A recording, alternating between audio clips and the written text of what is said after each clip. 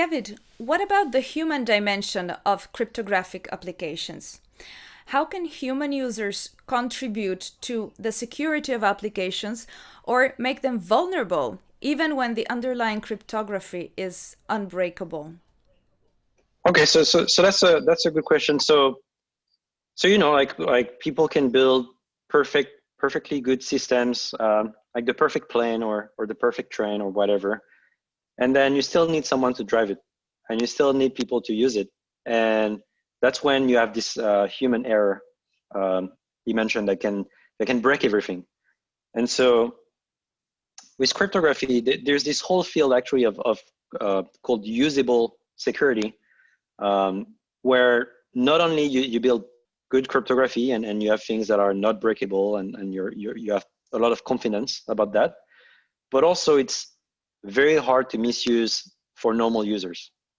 And so you have to think of anybody, right? Like normal people like you and I, like we're using these different systems every day and there's cryptography behind it. And maybe there's a layer in between us and that cryptography, but we're using cryptography. We are all users of cryptography.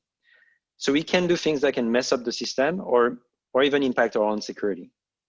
Um, if I want to think of specific examples, for example, if you connect on the internet, you might notice that sometimes there's a lock next to the website that you're visiting.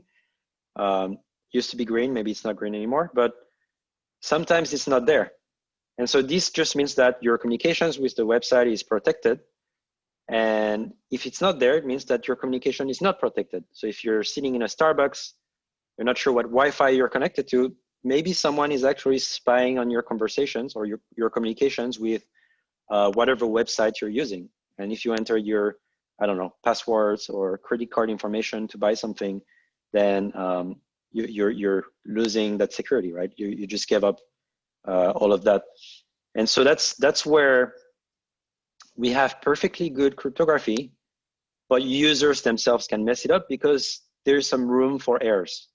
And that's one example. Wait a second. The error being that I'm buying something and entering my credit card data from Starbucks. Is that my error?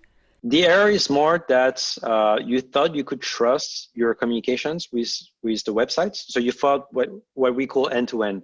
You thought that you and website.com had like an actual secret conversation, a confidential conversation, but instead someone was actually looking at all the messages that you were sending and receiving.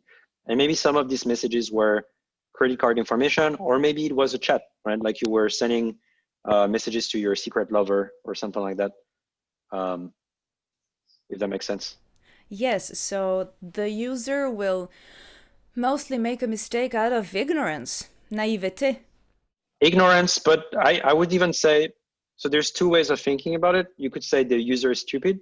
They should have known. They should have noticed that they were um, not using a secure way of communicating with the websites because the lock was not there.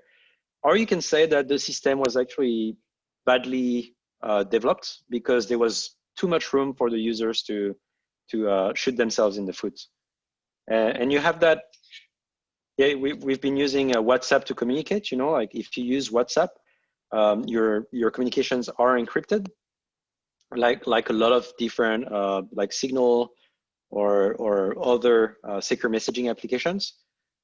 But there's always the possibility that someone is spying on you, unless you actually verify with the person you're communicating that you have the same safety numbers. And and that's something that not everybody does.